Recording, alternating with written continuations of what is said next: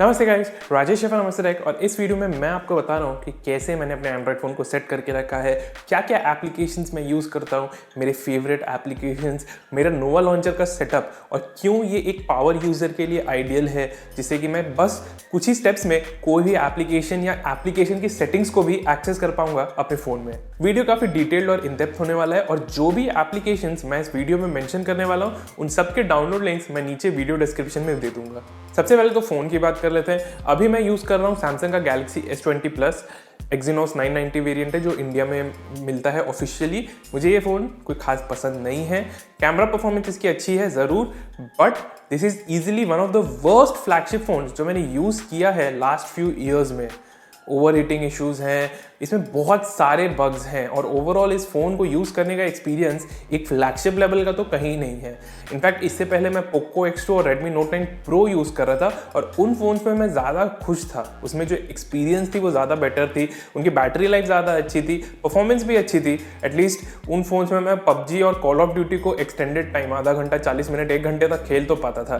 Galaxy S20 plus में तो अगर मैं 15 मिनट भी PUBG या कॉल ऑफ ड्यूटी खेल लेता हूँ तो ये फ़ोन जो है ये ओवरहीट होने लगता है, एकदम गर्म हो जाता है। इनफैक्ट कैमरा एप्लीकेशन भी अगर मैं 4-5 मिनट यूज़ कर लेता हूँ वीडियो रिकॉर्ड करने के लिए तो ये फ़ोन एकदम गर्म हो जाता है। तो overall I am not very satisfied with this phone और मैं किसी को जल्दी रिकमेंड भी नहीं करूँगा इसे लेने के लिए। एनीवेज, फ़ोन की तो बात हो गई, अब बात करते हैं एप्लीकेशंस की और जो मेरा होम स्क्रीन सेटअप है उसकी।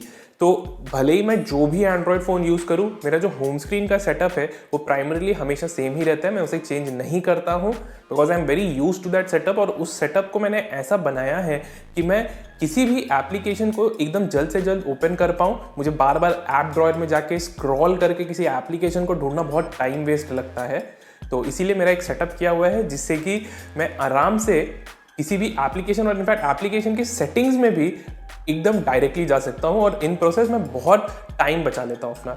मे बी एक एप्लीकेशन या 2 एप्लीकेशन के व्यू पॉइंट्स आप देखेंगे तो नहीं लगेगा कि कोई ज़्यादा टाइम बच रहा है, लेकिन अगर आप दिन में पूरा दिन का यूजेज देखेंगे तो आपको समझ में आएगा कि ये काफ़ी टाइम सेविंग प्रोसेस है। और एक जो इंटरेस्टिंग चीज़ मैंने करके रखी है अपने फ़ोन में वो ये है कि मुझे जितने भी बैंकिंग OTPs आते हैं ट्रांजैक्शंस के लिए वो सब ऑटोमेटिकली मेरे सिस्टर के फ़ोन नंबर पे फॉरवर्ड हो जाते हैं। तो इसके लिए मैंने एक एप्लीकेशन यूज़ किया है मैक्रोड्रॉइड, और ये सिर्फ लिमिटेड नहीं है बैंकिंग OTPs पे। मैं चाहूँ तो इसे स्पेसिफाई कर सकता हूँ कि कोई भी और जो दूसरे OTPs हैं या ऑल जितने मैसेजेस मुझे आते हैं SMS वो सब ऑटोमेटिकली मेरे सिस्टर के नंबर पर या कोई भी एक नंबर जिसे मैं स्पेसिफाई करूँ उस पर फॉरवर्ड हो जाते हैं। अगर आपको इंटरेस्ट है जानने में कि ये कैसे होता है तो इस वीडियो को पूरा देखते रहिएगा। सो ये जो है ये मेरा होम स्क्रीन सेटअप है बाय डिफॉल्ट। मैं नोवा लॉन्चर यूज़ करता हूँ। I am a very strong supporter of Nova launcher. चाहे जो भी एंड्रॉयड फ़ोन में यूज़ करूँ, मेरा डिफ़ॉल्ट लॉन्चर ऑफ चॉइस हमेशा नोवा होगा। मुझे किसी भी डिवाइस की स्टॉक लॉन्चर पसंद नहीं है सिवाय परहैप्स जो पोको लॉन्चर है, क्योंकि वो भी उतना ही ऑलमोस्ट कस्टमाइजेबल है जितना नोवा लॉन्चर है, लेकिन तो भी नोवा लॉन्चर में कुछ ज़्यादा फीचर्स हैं और इसीलिए ये लॉन्चर मुझे बहुत ज़्यादा पसंद है। इनफैक्ट आई थिंक कि पिछले 7-8 साल से, इनफैक्ट जितने टाइम से मैं एंड्रॉयड फ़ोन यूज़ कर रहा हूँ मैं तब से ही नोवा लॉन्चर यूज़ कर रहा हूँ। तो पहले मैं आपको अपने नोवा लॉन्चर होम स्क्रीन का जो सेटअप है पूरा वो बता देता हूँ। यहाँ पे आप देखेंगे कि मैं जेस्चर्स को बहुत यूज़ करता हूँ। मुझे लगता है कि जेस्चर्स यूज़ करने से जो ओवरऑल आपका डे टू डे यूज़ करने का फ़ोन का एक्सपीरियंस है वो बहुत एनहांस हो जाता है। इसके बाद आते हैं जेस्चर्स में। तो यहाँ पे ही मैंने बहुत सारे चेंजेस किए हैं।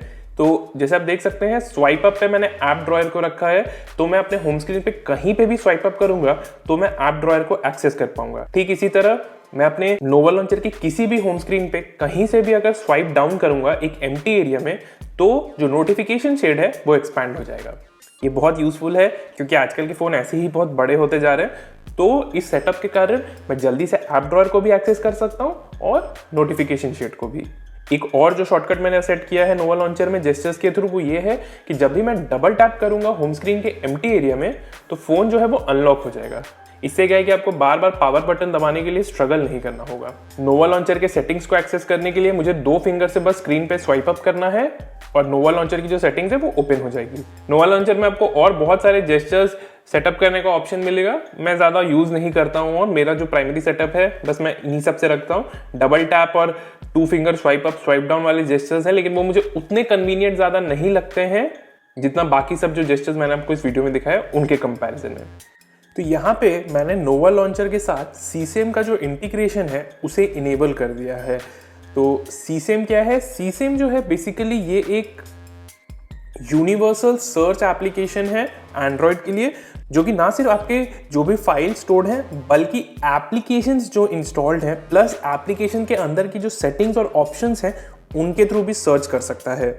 और इसे मैंने टाई कर दिया है नोवा लॉन्चर का जो ऐप सर्च है उससे। तो अगर सपोज करिए कि मुझे अपनी मम्मी को व्हाट्सएप पे मैसेज करना है, तो इंस्टेड ऑफ व्हाट्सएप खोल के वहाँ पे मम्मी को सर्च करके उनको मैसेज करने की जगह मैं सिर्फ होम बटन दबा सकता हूँ और फिर यहाँ मुझे सिर्फ मम्मी लिखना है। अब देख सकते हैं कि मुझे ऑप्शन मिल गया है व्हाट्सएप में मम्मी को मैसेज करने का। ठीक इसी तरह अगर मुझे अपने घर पे जाने के लिए नेविगेशन डायरेक्शंस चाहिए तो मैं ऐप सर्च बुला के नोवा लॉन्चर का सिर्फ होम सर्च कर सकता हूँ और आप देख सकते हैं कि मैप्स होम का ऑप्शन है।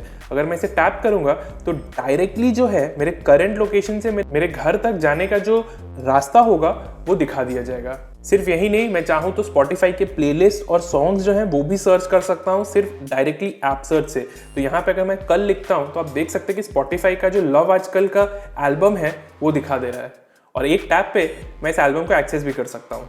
बेसिकली मुझे कुछ भी एप्लीकेशन यूज़ करना हो, कोई भी फीचर की ज़रूरत हो, मुझे बस नोवा लॉन्चर का ऐप सर्च को बुलाना है होम बटन दबा के और फिर सीसेम के थ्रू मैं उसे एक्सेस कर सकता हूँ। सीसेम में बेसिकली आपको हर एक एप्लीकेशन जो है उसका शॉर्टकट मिलेगा।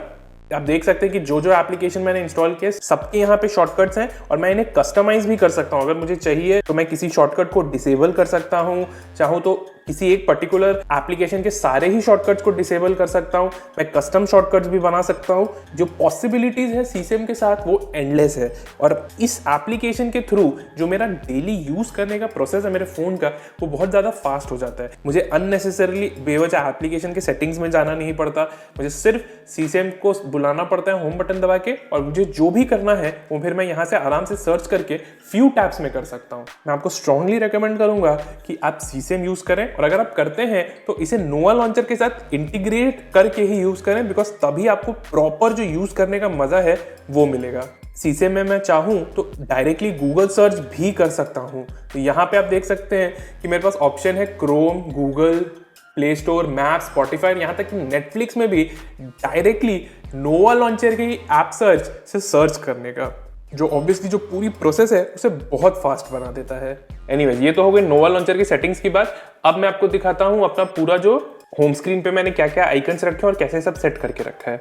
ये है प्राइमरी मेरा कैलेंडर विजेट, एजेंडा विजेट है इसका नाम। मुझे अपने हर एंड्रॉयड फोन के होम स्क्रीन पे एक कैलेंडर विजेट चाहिए ताकि मैं जो अपने अपकमिंग अपॉइंटमेंट्स और जो भी कैलेंडर एंट्रीज हैं उन्हें देख सकूं। अदरवाइज मैं भूल जाता हूं, सिर्फ रिमाइंडर से काम नहीं चलता। मुझे चाहिए कि वो हमेशा मेरे आंख के सामने रहे, तो इसीलिए मैं एजेंडा विजेट जो है ये यूज करता हूँ। वैसे एंड्रॉयड में बहुत सारे अच्छे अच्छे कैलेंडर विजेट्स हैं, मैं स्विच करता रहता हूँ, लेकिन मुझे सबसे ज्यादा पसंद अभी तक तो एजेंडा विजेट ही आया है। यहाँ पे ऊपर मैं पहले एक वेदर विजेट भी रखता था टेम्परेचर के साथ। जूपर का भी कस्टम विजेट था, लेकिन मैंने उसे अभी हटा दिया है क्योंकि लॉकडाउन चल रहा है, सब घर में ही है और बाहर के वेदर से अब कोई मतलब तो है नहीं।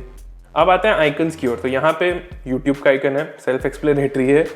ये जो दो आइकन्स हैं ये दोनों कस्टम आइकन्स हैं टेलीग्राम के। वो इसलिए कि इन दोनों कॉन्टैक्ट्स को मैं सबसे ज्यादा टेलीग्राम पे मैसेज करता हूँ, तो इनका मैंने कस्टम शॉर्टकट्स बना दिया है ताकि मुझे बार बार टेलीग्राम में जाके इन दोनों कॉन्टैक्ट्स को सर्च ना करना पड़े। मैं सिर्फ एक टैप से इन दोनों चैट्स को खोल सकता हूं और एक्सेस कर सकता हूं। इसके बाद है रिले प्रो। ये जो है ये एक रेडिट एप्लीकेशन है। मैं काफी रेडिट यूज करता हूं, मैंने बहुत सारे सबरेडिट्स पे भी सब्सक्राइब करके रखा है, तो और मुझे सबसे बेस्ट अभी तक जो है रिले प्रो ही लगा है रेडिट ब्राउज करने के लिए। उसके बाद है यूट्यूब स्टूडियो।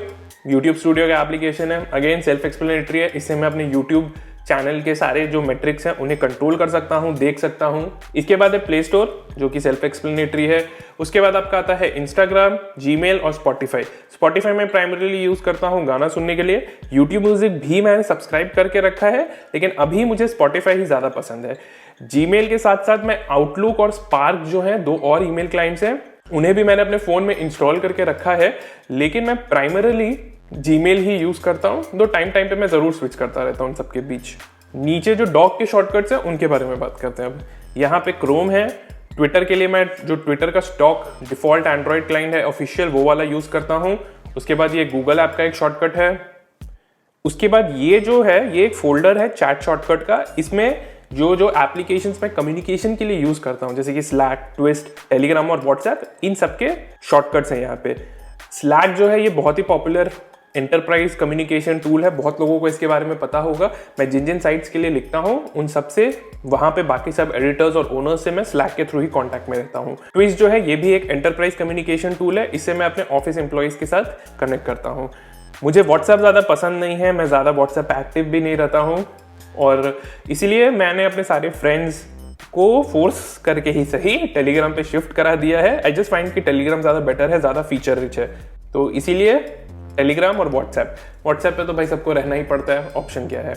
तो क्योंकि मुझे व्हाट्सएप पे ज़्यादा मैसेजेस आते हैं तो व्हाट्सएप के लिए मुझे बार बार अब फोल्डर खोल के एक्सेस करना ज़्यादा फीजिबल नहीं है, तो इसीलिए मैंने इस फोल्डर को ही एक शॉर्टकट बना दिया कि अब जब भी मैं इस फोल्डर पे स्वाइप अप करूँगा तो व्हाट्सएप ओपन होगा। सिर्फ एक सिंपल सा स्वाइप अप और व्हाट्सएप। तो अब जब मैं फ़ोन को अपने ऐसे राइट हैंड से पकड़ता हूँ तो आप देख सकते हैं कि थोड़ा स्ट्रगल है यहाँ से बार बार फोल्डर पे ओपन करके व्हाट्सएप पे जाना, बट एक स्वाइप अप जो है वो रिलेटिवली सिंपल है और इससे मैं आराम से एक हाथ से अपने फ़ोन को ज़्यादा से ज़्यादा यूज़ कर सकता हूँ। तो ये तो हो गए डॉक के एक पेज की बात। इस डॉक के 2 पेजेस हैं जैसा मैंने आपको नोवा सेटिंग्स में दिखाया था। तो यहाँ पे आप देख सकते हैं कीप का शॉर्टकट है, गूगल कीप। ये एक नोट टेकिंग एप्लीकेशन है, इसे मैं जनरली यूज़ करता हूँ नोट्स लेने के लिए। अगर आप भी बहुत नोट्स लेते हैं अपने फ़ोन में तो आप इस एप्लीकेशन को ज़रूर चेक कर सकते हैं, क्योंकि गूगल कीप की सबसे बड़ी एडवांटेज है कि आपको हर प्लेटफॉर्म में मिलेगा, आईफोन, एंड्रॉयड, वेब, पीसी, सब जगह। उसके बाद जो आप शॉर्टकट देख रहे हैं वो है गूगल मैप्स का। ये तो आई थिंक सेल्फ एक्सप्लेनेटरी है, सबको पता है, कुछ एक्सप्लेनेशन का यहाँ ज़रूरत नहीं है।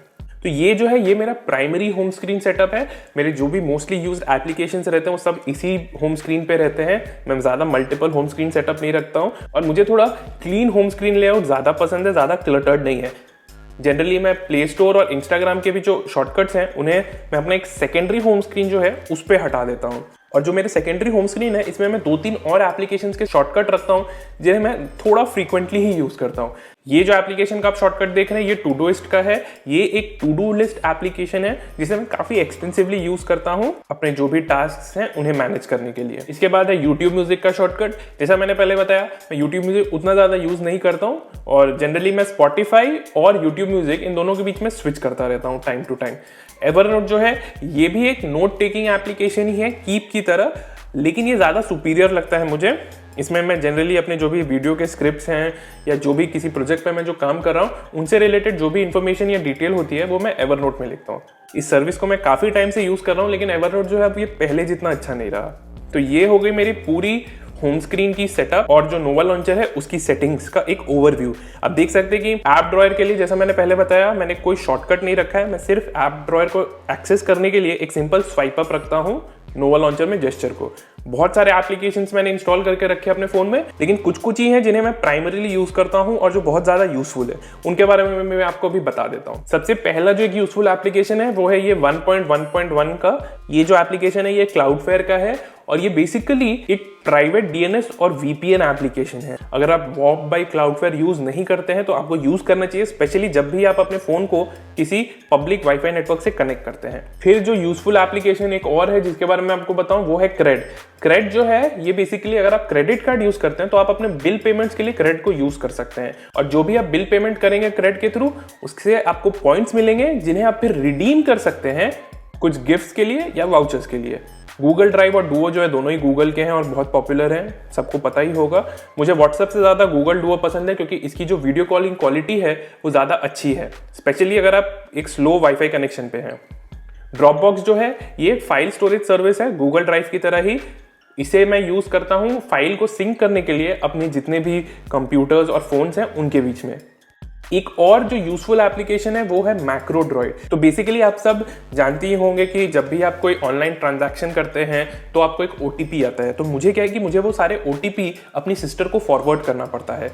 तो अब सिंस दिन में बहुत सारे ट्रांजैक्शन होते हैं तो एक एक करके ओटीपी ट्रांसफर करना पॉसिबल नहीं है, तो मैंने मैक्रोड्रॉइड में एक मैक्रो बना दिया है। अगर आपको टास्कर पता होगा जिससे कि आप कुछ भी ऑटोमेट कर सकते हैं अपने एंड्रॉइड फोन में, तो मैक्रोड्रॉइड में भी मैंने एक मैक्रो बना दिया है जिससे क्या है कि जो भी इनकमिंग एसएमएस में ओटीपीज आते हैं मुझे, वो ऑटोमेटिकली एक स्पेसिफाइड कॉन्टैक्ट को फॉरवर्ड हो जाता है। और ये ज़रूरी नहीं है कि ये सिर्फ बैंक के ही OTPs पे आप लिमिट करके रखें। आप इसे चाहें तो कोई भी OTPs या इनफैक्ट आप किसी भी तरह का SMS जो है उसे ऑटोमेटिकली फॉरवर्ड कर सकते हैं SMS द्वारा एक स्पेसिफाइड कॉन्टैक्ट को। अगर आपको चाहिए कि मैं इसके बारे में एक डिटेल वीडियो बनाऊं, ये SMS फॉरवर्डिंग वाले मैक्रो के बारे में, तो नीचे कमेंट करके जरूर बताइएगा।